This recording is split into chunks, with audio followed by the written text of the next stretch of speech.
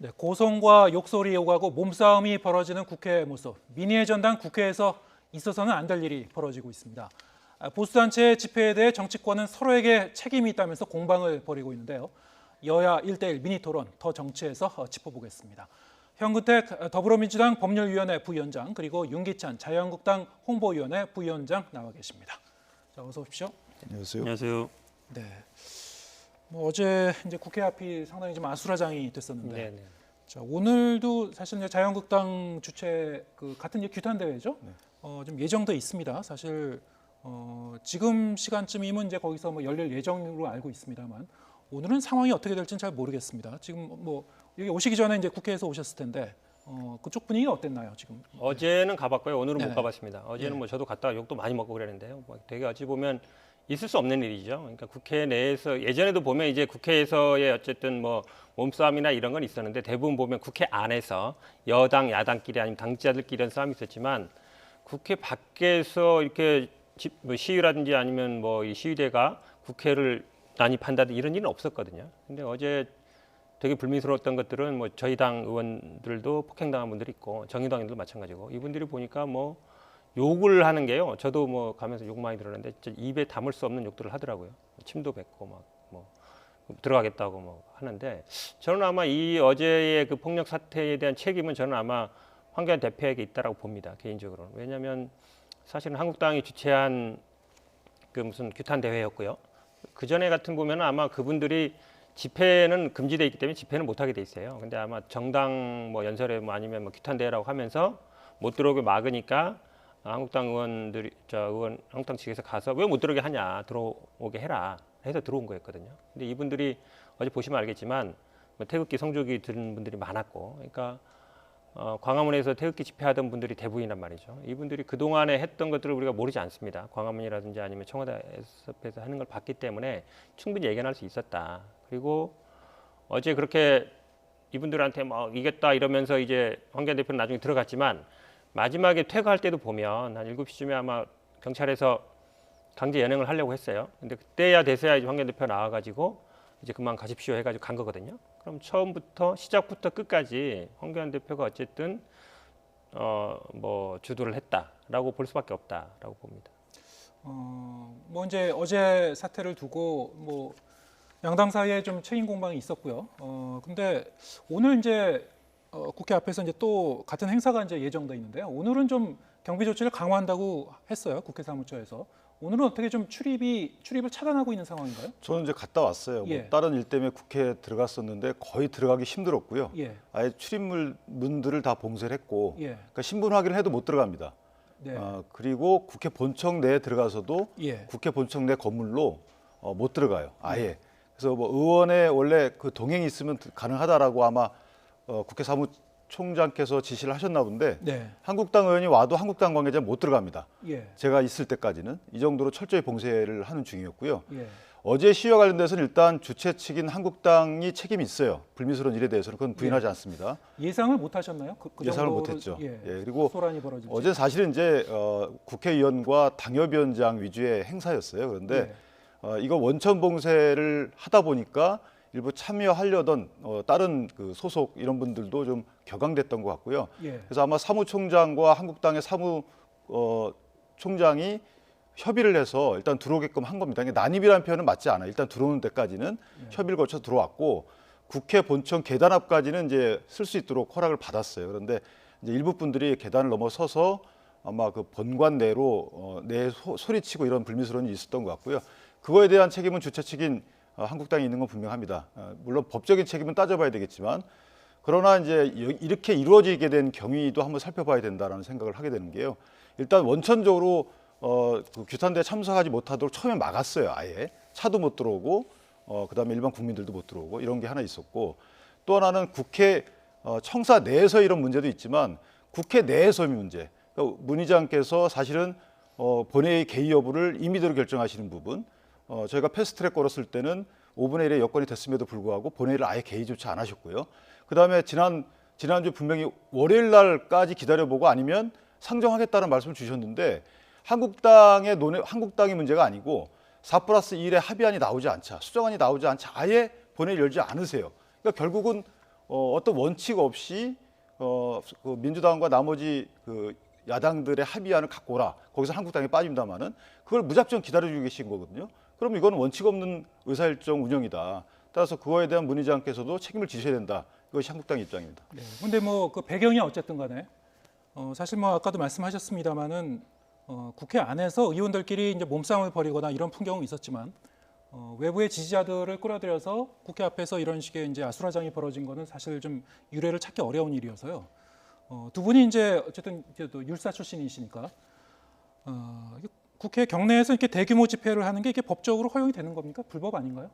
그러니까 원래를 보면요, 사실은 네. 국회 100m 이내에 못하게 돼 있습니다. 예. 그래서 지난번에 이제 민주노총 위원장이 됐을 때도 집시법에도 걸리고요. 그 다음에 이제 뭐 해산 명령에 불응하는 데 걸리고, 뭐 폭력 행사하면 폭처법에도 걸리는 거고, 그 다음에 뭐 그 경찰들이 있거든요. 공무집행 방해도 걸리고 여러 가지 걸리게 돼 있습니다. 법에도 여러 가지 걸리게 돼 있는데 사실은 어제는 그냥 그 정당 행사인 거예요. 정당 행사하면 그 전에 우리가 의원회관이든 아니면 국회 계단에서 정당 행사를 하면 예. 끝나면 다 이제 알아서 돌아갑니다. 예. 그게 어느 정도 전제돼 있는 거예요. 양해가 돼 있고 당연히 그럴 걸로 예상을 하고. 근데 어제 오신 분들이 사실은 이제 한국당 정당 행사였지만 어찌 보면 이제 우리공화당도 같이 있었고 이제 태극기 부대 이분들을 어찌 보면 끌어들인 건데, 그러니까 지금 말씀처럼 저는 이런 거를 약간 정당화하는 거 위험하다고 봅니다. 왜냐하면 국회 내에서의 문제는 국회 내에서 해결해야 되는 것이지, 그거를 만약에 뭐 의장이 문제다 아니면 여당이 문제라고 해서 이런 어쨌든 외부 세력을 끌어들여서 난입을 하려고 한다. 이러면 사실은 뭐 의회 민주주의 자체가 깨지는 거거든요. 네. 그래서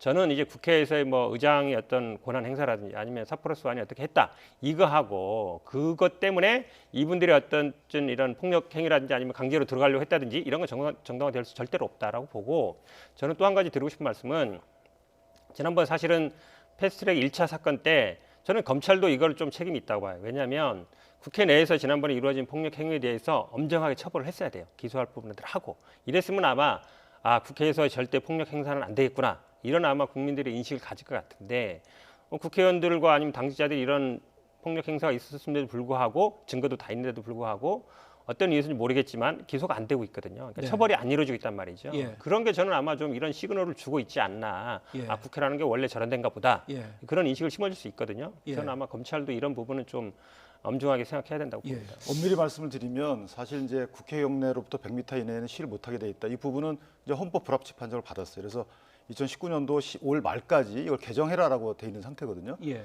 그걸 떠나서 일단 경내가 이것은 그 옥외 집회는 아니라고 평가받을 수 있어요. 옥내 집회라고 평가받을 수 있고요. 그러니까 집시법은 옥외 집회의 경우는 이제 경찰에 사전 신고를 하게끔 돼 있고요. 이거는 왜 옥내 집회인가요? 일단 폐쇄 시설 안에 있기 때문에 예. 옥내 집회라는 어떤 그 법리를 주장하는 분들도 계십니다. 예. 그리고 물론 이제 그 안에서 폭력 행위라든지 이런 거가 있으면 안 되죠. 네. 그런 행위들에 대해서는 관련법에 따라서 엄중히 처벌받으면 되는 저는 이미 것이고요. 이제 경찰이 내사에 들어간 걸로 알고 있습니다. 그건 네. 철저히 수사해서 처벌하면 되는 겁니다. 예. 그리고 난입이라는 표현은 아까도 말씀드렸지만 한국당이 끌어들인 게 아니에요. 일반 국민들이 그분들이 어떤 성향을 갖고 어떤 주장을 하더라도 다 국민입니다. 그런 분들을 한국당에 끌어들여서 마치 폭력 집회를 조장한 양 이렇게 말씀하시는 건 곤란하고 사실은 저희도 예상을 못했어요. 그리고 그날 제가 집회에 있었지만 집회 주최 사회 보는 분이 수십 차례 간곡히 부탁을 했고 그 국회 사무총장과 이런 약속이 있었다는 점도 분명히 말씀드리면서 자제를 요청을 했고, 그래서 자제가 잘 되다가 이제 마지막에 어떤 불미스러운, 저는 목격을 못했습니다만은 그것을 마치 한국당이 사전에 일부러 조장한 양 이런 식의 좀 뉘앙스의 말씀 주시는 건 타당치 않다. 글쎄, 뭐 제가 어제 이제 현장에 있지는 않았습니다만, 만약 텔레비전 화면을 통해서 이제 그 접해본 그 장면을 이제 그 본 바에 따르면은 많은 그 지지자들과 당원들이 이제 모였고요. 그리고 뭐 성족이나 태극기도 이제 많이 있었고, 그 와중에 이제 황교안 대표가 여러분들은 이미 승리한 겁니다. 그리고 이제 한국당 의원도 나와서 그 분위기에 좀 호응하는 그런 그 멘트를 하는 그런 장면을 이제 볼 수가 있었습니다. 그 자체는 이미 상당히 좀 어수선한 상황인데 그 상황을 계속 좀 이끌어가는 듯한 그런 모습을 보였거든요. 근데 이제 그런 모습이 비춰지는 것 자체가 지금 한국당이 이제 이번 주에도 계속 비슷한 행사를 계속 지속할 계획이시고, 뭐 당 내부에선 지금 분위기가 어떤지 모르겠습니다만 외부에서 보시기에는 뭐 중도층이라든가 이제 수도권 표심에도 뭐 별로 좋은 영향을 주지 않을 것이다. 뭐 이런 그 우려도 나오는 것 같아요. 내부에 저 우려는 없습니까? 그러니까 행사가 사실 이렇게 불미스러운 일부 행동이 나올 거라고는 저희가 예상을 못했고요. 예. 그 부분은 이제 행사를 계속 개최해 나가면서 분명히 내부적인 어떤 방안을 수립을 할 거고 예. 이미 2016년도 12월 달에 민주당도 수차례 4차례씩이나 했어요. 똑같은 장소에서 집회를. 그리고 그 정도의 아수라장이 됐었나요? 그건 모르겠습니다. 그때 네. 봐야 되는데 어쨌든 그 또 하나는 황교안 대표가 그날 언급을 여러분 승리했다는 부분은 뭐냐면 들어온 거를 얘기하는 거예요. 예. 그러니까 그 출입을 원천 봉쇄한 부분을 두루게끔 사무총장님하고 협의해서 이끌어낸 부분에 대해서 예. 얘기를 한 것이지 예. 그 부분을 갖고 폭력 행위를 조장했다라는 것까지 가는 것은 논리적 비약이다. 네. 물론 결론적으로 한국당이 주최한 행사에서 이런 불미스러운 일이 벌어진 거에 대해서는 분명히 예. 한국당 책임이 있습니다. 예. 많은 이거를 미리 행사를 사전에 계획할 때 또는 행사 과정에서 이래도 된다라고 방조 내지 조장했다라고 몰고 가는 것은 맞지 않다. 네. 이렇게 제가 좀 반론을 안 할 수 없는데요. 그러니까 단순히 이게 집시법 문제만이 아니에요. 아까 말씀드렸듯이 뭐 폭처법이라든지 공무집행 방해라든지 뭐 건조물 침입 아니면 퇴거 불이익이 다 해당되는데 이분들이 어떤 분들이냐? 제가 보기에는 광화문에서 하던 분들 아니면 청와대 앞에서 24시간 농성하던 분들 중에 일부라고 저는 생각합니다. 우리 공화당이 그분들이라고 보는데 이분들이 사실은 어쨌든 들어오게 한 것 자체가 일차적으로 문제가 있고요. 그 다음에 끝나면 사실 정리를 해줬어야 돼요. 왜냐하면 들어오게 만들었으면 한국당 측에서 어쨌든 들어오게 만들었거든요. 그럼 집회 끝났으면 여러분 다 돌아가십시오라고 해야 되는데 아까 말씀드렸듯이 마지막에 연행할 때가 되니까 황교안 대표가 나와가지고 가십시오 했단 말이죠. 좀 더 일찍 나와서 혼자 들어가지 마시고 집회 끝난 다음에 여러분 이제 다 끝났으니까 돌아가십시오. 라고 당에서 했어야죠. 그렇게 지도를 하고 했어야 되는 책임이 있는 겁니다. 왜냐하면 들어오게 만들었으면 그다음에 나가게도 만들어야 되는데 그걸 너무 늦게 했다는 것이죠. 7시에 했다는 얘기는 그 시간 동안은 어찌 보면 방치한 거나 마찬가지거든요. 예. 그거에 대한 당연히 책임이 있는 것이죠. 했어요. 그 사전에 충분히 했고 일부 언론에 말로 하지 말고 보도되지만 행동을 아니요. 해야죠. 당직자들이 분명히 많이 제지하고 계도하고 다 황교안 했어요. 대표가 직접 물론 했어야죠. 결론적으로 그런 일이 벌어진 거에 대해서는 한국당이 책임이 있죠. 그러나 예. 마치 그것을 조장하거나 방조하거나 묵인했다라고 가는 거는 좀 논리적 비약이 있다. 들어오게 예. 만들었으면 당연히 책임이 있는 알겠습니다. 거죠. 알겠습니다. 뭐 그 부분에 대해서는 뭐 아까도 말씀드렸지만 어제 일부 뭐 정의당 농성 장소에서 이제 폭언과 폭행이 있었다는 장면이 이제 포착됐다고도 하고요. 그 CCBB는 이제 경찰 그 내사와 수사를 통해서 이제 밝혀지지 않을까 싶습니다. 어쨌든 뭐 지금 4+1 협상이 계속 좀 진행은 되는 것 같은데 이 상황에서 한국당은 어떤 여론전 성격으로라도 이 행사를 계속 진행하겠다는 그런 입장이시고 그런 어제 같은 불상사가 더 이상 다시 재현되지 않도록 각 당이 좀 더 조심해야 될 것 같고 국회 사무처도 뭐 어쨌든 오늘부터 좀 더 그 경비를 차단한다 그러니까요. 오늘 상황 좀 지켜봐야 될 것 같습니다. 자, 이 다음 주제로 넘어가도록 하죠. 오늘이 17일, 그러니까 21대 총선 예비 후보 등록이 이제 시작되는 날입니다. 네네. 근데 지금 아직 지역구가 좀 어떻게 될지 모르거든요. 선거구 획정이 앞으로 어떻게 돼가지고 어떻게 통합될지도 이제 사실 모르는 상황이고, 좀 이런 상황에서 이제 그 후보자들이 등록을 해야 되는 그런 상황이에요. 자, 어떻습니까? 이게 좀 혼선이 좀 빚어지는 상황 아닌가요? 이렇게 되면은? 이 예비후보 등록과는 제가 보기에 아주 큰 관계는 없습니다. 왜냐하면 네. 원칙적으로는 당연히 우리 법상은 뭐 선거구 획정 1년 전에 하게 돼 있고요. 예. 예비후보 등록하기 전에 선거가 정해져야 되는데 지금 대략적인 방향은 이제 아마 수도권 지역에서 3-4개 선거구 정도가 줄지 않겠냐라고 네. 보고 있는 상황이라 가능하면 뭐 예비후보 등록 전에 확정되는 게 좋지만 지금 현재 상황이 이제 그렇게 안 됐잖아요. 예. 근데 아마 선거를 아마 뭐 진행하거나 선관위 입장에서는 당연히 뭐 조금 부적절하긴 하지만 큰 문제가 되지는 않는다라고 보고 있습니다. 근데 그럼에도 불구하고 뭐 기존의 그 정치인들, 기존의 의원들은 4년 동안 계속 이제 그 지역구 관리를 하면서 많이 홍보를 할 기회가 있었으니까요. 하지만 이제 정치권에 뛰어드는 신인들, 정치 신인들한테는 사실 자기가 등록을 해놓고 나서도 자기의 선거구가 정확히 어떻게 획정이 될지 모르는 상태에서 해야 되는 상당히 좀 불리한 그 여건이거든요. 예, 불합리하죠. 사실은 획정이 빨리 되면 될수록 좋습니다. 예. 물론 이전에도 획정이 뭐 30일 전후에서 획정이 되곤 했는데 문제는 빨리 획정이 돼야 됩니다. 예. 그런데 한국당이 선거법 개정에 반대를 하고 있지만 어쨌든 이미 정개특위에서 의결된 원안이 있어요. 그다음에 부의된 또 원안이 있습니다. 그러면 의장께서도 언제까지 기다리기로 말씀을 주셨으면 그 말씀대로 이제 상정을 하셔야 돼요. 그러니까 한국당 입장에서 이게 부결될지 뭐 통과될지 모르겠지만 어찌됐든 마냥 기다리고 4개 정당이 합의해 올 때까지 또는 여당하고 이때까지 기다려주는 것은 사실은 의회 일정 운영에 이건 뭐 파행적인 걸 떠나서 편파적이다 이렇게 보이고요. 그러니까 하루라도 빨리 차라리 부의해서 가부간의 결정을 보시는 것이 맞다. 아까 예비 후보들의 또 혼란을 이런 막기 위해서라도 이렇게 네. 생각합니다. 뭐 큰 혼란 없이 치러지려면 적어도 뭐 언제까지는 선거법이 개정돼야 된다. 뭐 이런 어떤 마지노선 같은 게 있나요? 근데 예전에도 보면요, 아마 예. 이게 지금 이제 선거구 획정 지금 논의되는 건 선거구 획정 문제는 아닙니다. 이제 예. 선거 지역구를 몇 개로 할 것이냐가 문제인데 예, 예. 그다음에 정한 다음에 그다음에 이제 또 선거구 이제 그렇죠. 이루어지게 선거구 되죠. 획정을 예, 하는 예. 건데 뭐 원칙적으로는 아마 예비후보 등록 전에 해야 되는데요. 네. 그 전에도 보면 아마 지금 일정 나옵니다만 가장 늦었을 때가 아마 3월 달에 된 적도 있어요. 3월 달에 예, 3월 상당히 9일. 이제 급박하게 그렇죠. 이루어진 거네요. 17대는 예. 3월 9일 날 됐었고요. 예. 20대도 사실은 3월 2일 날 선거구 획정이 됐습니다. 예. 그걸 보면은 선거구 획정 그 전에는 보면 아마 거의 이제 인구수만이 문제였고 예. 어느 정도 예측이 됐어요. 근데 이번에는 같은 경우에는 선거 제도 자체가 바뀌는 거잖아요. 예. 그러니까 선거구 획정은 이 선거 제도가 일단 선거법이 통과된 다음에 예. 그 다음에 정해질 문제라서 가능하면 저는 아마 뭐 예비후보 등록 전에 되면 좋지만 그래도 1월 뭐 2월 지금 표에 나오는 것처럼 뭐 재외선거 명부 작성 전이라든지 이렇게 돼도 선거는 치를 수 있다라고 보고 있습니다. 예. 지금 어쨌든 이제 국회 본회의가 원래는 이제 열 예정이었는데 지금 언제 좀 열 건지 좀 하여튼 시계 제로 상태입니다. 지금 어쨌든 이게 두 가지 쟁점이 있는 것 같은데 일단은 4+1 그 협의체에서 단일안이 지금 나올 수 있느냐 이제 그런 네. 문제가 있고 엊그제부터는 사실 이제 아예 민주당 쪽에서 원안을 그러면 선거법 원안을 상정해서 투표 처리해 버리겠다. 한국당도 어떤 호응하는 목소리가 있었어요. 그래서 이제 두 가지 이제 관점이 이제 생겼는데요. 원안에 대해서 먼저 말씀드리겠습니다. 그러니까 저희가 원안을 반대합니다. 예. 그러니까 반대하는 입장이니까 표결에 참여하겠다는 겁니다. 그러니까 이렇게 질질질 끌 것이 아니고 또는 어떤 뭐 국회 본회의 상정 또는 본회의 개의 여부를 한쪽 수정안에 나올 때까지 마냥 기다리시는 것보다는 차라리 예. 원안을 상정하시고 예. 그 원안에 대해서 표결 절차를 거치는 게 맞다. 왜냐하면 정개특위에서 계속 180일 이상 논의를 해왔는 이 안에 대해서 다시금 수정안을 기다려준다는 것은 이건 맞지 않다는 거고요. 지금에 와서 또 오히려 사개특위의 검경 수사권 조정안도 지금 또 합의가 안 되고 있어요. 그러니까 여태까지 그러면 뭐 했냐 이거죠. 한국당이 참여 안 했다고 쳐요. 그럼 나머지 4+1 당은 여태까지 뭐 했냐. 이제 와서 다시 뭐 수정안에 대해서 합의가 안 된다고 또 다시 기다려준다고 하면 이것이 올바른 국회 운영이냐 이런 점에 대한 기본적인 의문이 있기 때문에 그러면 차라리 원안을 상정해라.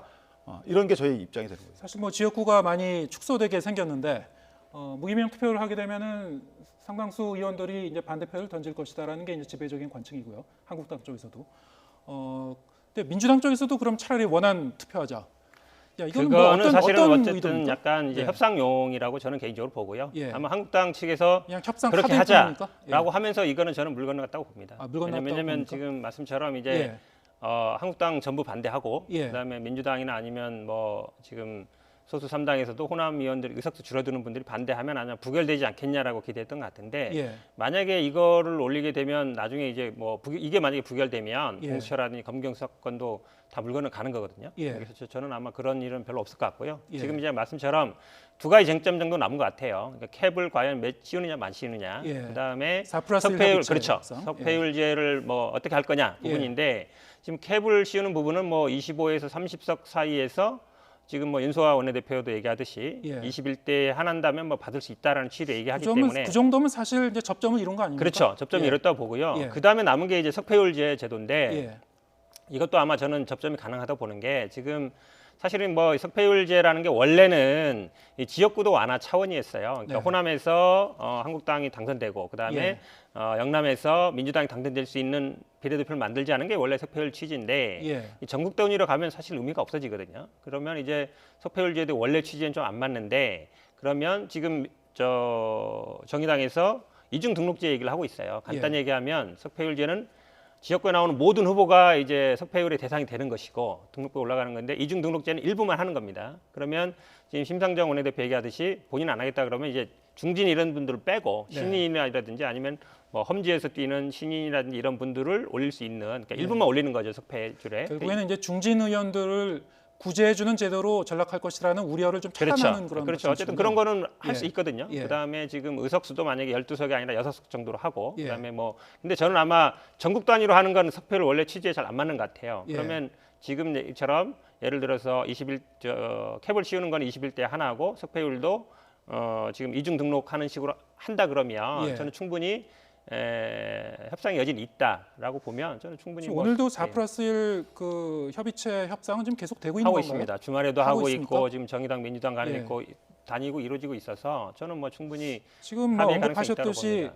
뭐 어제 저녁 그리고 오늘도 나오는 뉴스들을 보면은 민주당과 정의당 쪽에 이제 그 간극이 상당히 좀 좁혀지고 있는 거 아닌가 뭐 이런 인상을 받게 됩니다. 물론 이제 뚜껑을 열어 봐야 되겠습니다만 지난 한 1, 2주 동안 보면은 사실 될 듯 될 듯 하면서 또 뒤집어지고 그랬던 게 이제 지금까지의 이제 일이었으니까요.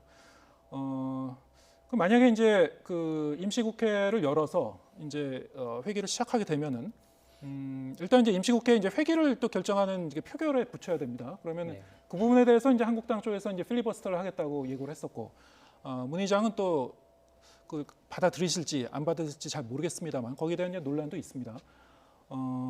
어쨌든 간에 지금 뭐 쟁점 법안에 대한 얘기도 많이 나오고 있습니다만 사실 이제 거기에 이제 그 가려진 게 민생 법안이 처리되지 못한 부분이 있습니다. 그 뭐 예산 부수 법안도 있고요.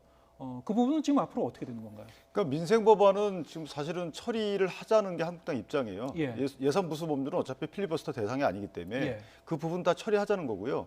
그 다음에 저희가 필리버스터를 이제 뭐 쟁점 법안, 선거법 이런 것들을 하겠다라는 입장을 먼저 밝혔고, 네. 그 다음에 논의 대상이 되지 않았던 회기 결정의 그 안건에 대해서도 필리버스터를 하겠다는 입장이고요. 그 부분은 사실은 해봐야 30일이거든요. 예. 근데 지금 민주당은 본인들이 그 소위 쪼개기 그 임시회 개최 이 문제 때문에 그걸 못 받아들이는 거예요. 네. 그럼 회기는 여태까지 이걸 합의해서 정했지 예. 이걸 갖다가 필리버스터가 되는지 여부 또는 일방적으로 회기를 표결하겠다 이런 부분은 사실은 처음에 발달이 된 것은 2, 3일짜리 임시회를 개최하겠다는 거 그 민주당 안 때문에 그렇게 된 거예요. 예. 그 안에 대해서 한국당이 필리버스터를 통해서 30일 동안 관철시키겠다는 부분이 왜 잘못된 건지 모르겠고요. 이 회기 결정에 관해서 서로 간에 합의가 된다면 민생법은 다 처리가 금방 가능합니다. 근데 여태까지 4+1의 선거법 개정안이 수정안에 안 나왔기 때문에 이것이 국회가 열리지 않은 거죠. 문희상 의장님도 그렇게 결정하셨던 거고. 예. 그러니까 여당이 빨리 그 부분에 대해서 합의안을 수정안을 갖고 오든 아니면 예. 원안을 내든 예. 빨리 국회 일정을 서둘러야 되겠죠. 예. 그 부분은. 그럼 이제 뭐 지켜보면은 뭐 나올 것 같은데요. 반대 예, 예. 뭐 안 할 수가 없는데요. 사실은 회기를 필리버스터 하면요. 영원히 아마 회기 안 잡히고 계속 회기 가지고 하고 그 다음에 회기 잡으면 또 필리버스터 하고 하면 예. 영원히 임시국회 못 엽니다. 예. 그리고 다 알다시피 이제 신민철 원내대표가 되고 나서 예. 반대 토론을 하고 나서 회기 부분에 대한 반대 토론하고 그 다음에 이제 안건이 넘어가면 예. 필리버스터 하겠다라고 했었거든요. 그게 뭐 이제 어쨌든 뭐 의총에서 그거는 깨진 이제 부분입니다. 문희상 네. 국회의장의 권한이니까요. 그렇죠. 예, 뭐 지켜봐야 될 것 같습니다. 다음 주제로 넘어가겠습니다. 지금 검찰 수사 얘기해 보겠습니다. 어제 이제 조국 전 장관이 소환돼 갖고 조사를 받았는데 이제 감찰 무마 의혹과 관련해서 이전과 달리 그 이번에는 이제 진술 거부권을 적극적으로 행사하지 않고 적극적으로 진술했다 뭐 이런 얘기가 들려오고 있습니다. 그만큼 좀 자신이 있다는 얘기일까요? 어떻게 보시는지요? 그런 분도 있지만요. 아마 네. 이제 뭐 입시 비리나 사모펀드 개인 비리와 관련된 거는 네. 아마 뭐 입시 문제나 뭐 재산 문제 이런 것들을 이제 부인이 했다. 예. 부인이 해왔고 실제로 뭐 부인이 기소도 했고 이랬기 때문에 네. 뭐 실제로 몰랐을 가능성도 있는 것 같고요. 예. 근데 이 유재수 감찰 무마 같은 경우는 당시에 최고 어쨌든 책임자, 그러니까 직급에서 책임자가 조국 전 장관이잖아요. 그러니까 몰랐다라고 하면 하더라도 어쨌든 책임을 지게 돼 있어요. 본인이 어쨌든 그 부서의 책임자이기 때문에 예, 예. 그렇다면 실제로 어쨌든 그 본인이 또 영역 안에 일어난 일이고 그러니까 네. 본인이 영역 안에 일어난 일에 대해서는 해명을 안 할 수가 없겠죠. 예. 그래서 제가 보기에는 뭐 그 당시 어떤 상황이라든지 잘 알고 있을 것이고 그러니까 네. 그 가족 비리 수사와는 좀 차원이 다르다라고 네. 보는 게 맞는 것 같습니다. 뭐 지금 한 며칠째 청와대와 검찰 간의 이제 공방도 좀 벌어졌고요. 이와 관련해서 어떻게 보시는지요? 조 전 장관에 대해서 뭐 직권남용이나 직무유기 혐의 적용이 가능할 걸로 예상하시는지요? 그러니까 가능해 보일 수 있어요. 조심스럽지만 왜냐하면 조 장관 입장에서는 지금 이인걸 특감반장이나 박형철 반부패 비서관, 백원우 씨 이런 분들이 모두 조 장관을 지목했거든요, 사실상. 네.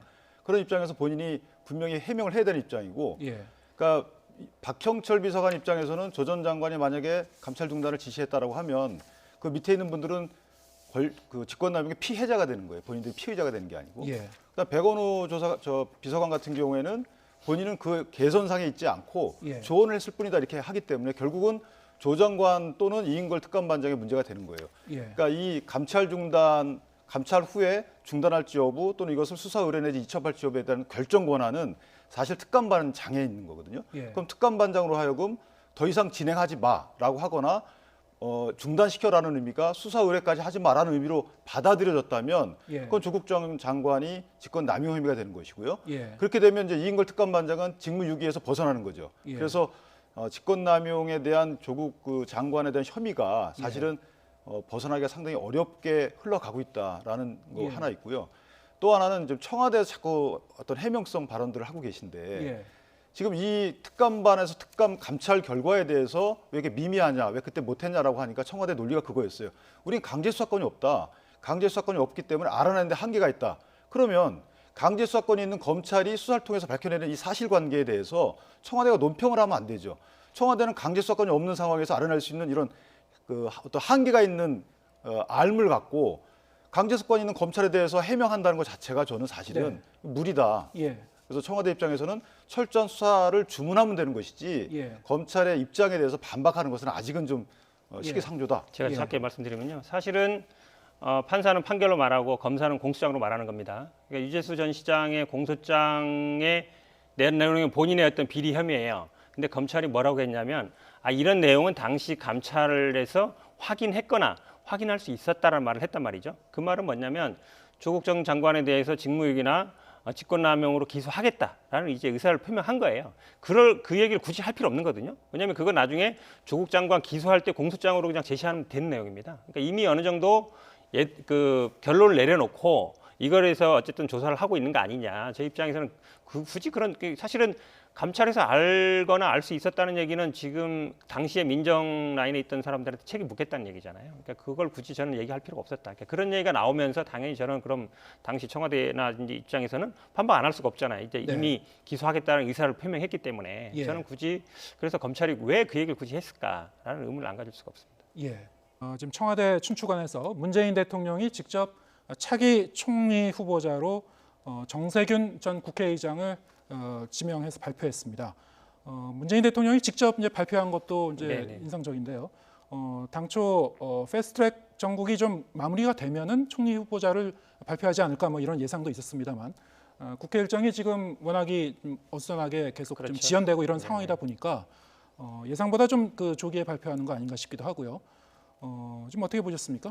근데 시기적으로 보면요, 이낙연 총리가 출마를 하려면 1월 16일 전에 사퇴를 해야 되는데 예, 인사청문회 일정이 지금 국회가 어수선하기 때문에 뭐 일단 총리 같은 경우 인사청문회뿐만 아니라 국회에서 동의를 받아야 되잖아요. 예. 시기적으로 보면 한 달 정도 시간이 있긴 하지만 예. 그 시간이 결코 만만치 않다. 인사청문회 20일에 하게 돼 있지만 그 이후에 어쨌든 이제 국회 동의를 받게 돼 있는데 예. 그런 아마 일정을 감안한 것 같습니다. 예. 국회에서 동의를 받아야 되는 부분이고 지금 나옵니다만 뭐 육선 의원 하셨고 아마 마지막 언급이 되게 중요한 것 같아요. 그러니까 야당이든지 일부 언론에서 입법부 수장이 이제 행정부의 2인자로 가는 게 적절하냐 예. 이런 말씀도 있지만 예. 이분이 뭐 실물 뭐 기업에서 임원도 하셨고요. 네. 뭐 의원도 오래 하셔서 또 야당과의 관계도 좋습니다. 저는 예. 아마 인사청문회나 국회에서의 어떤 동의 이런 부분도 고려를 많이 하지 않을 수 없는 상황이다. 지금 상황이 네. 그렇게 보고 있습니다. 예.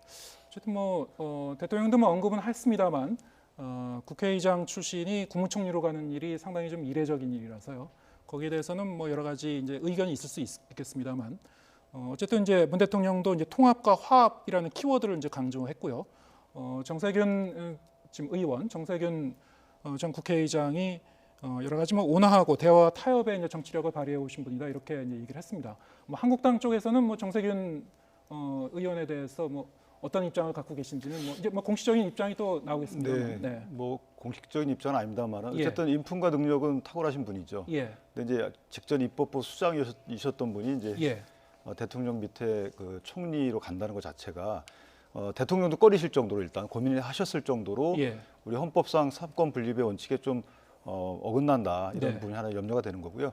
그다음에 통합과 화합은 사실은 대통령께서 먼저 하시면 되는 겁니다. 예. 야당 대표들하고 총리한테 미루실 일은 아니라는 생각이 들고 또 하나는 21대 총선에 올인하는 모양새가 좀 있다. 예를 들면 종로구에 대한 그 어떤 출마자 정리 차원도 좀 들어가 있는 게 아닌가 고려 대상이 아닌가 싶어서 일단 인품과 능력을 떠나서 지금 정세균 의장 국회의장이셨던 분이 총리로 지명을 하신 부분은 좀 다소 부적절해 보인다라고 생각합니다. 네, 알겠습니다.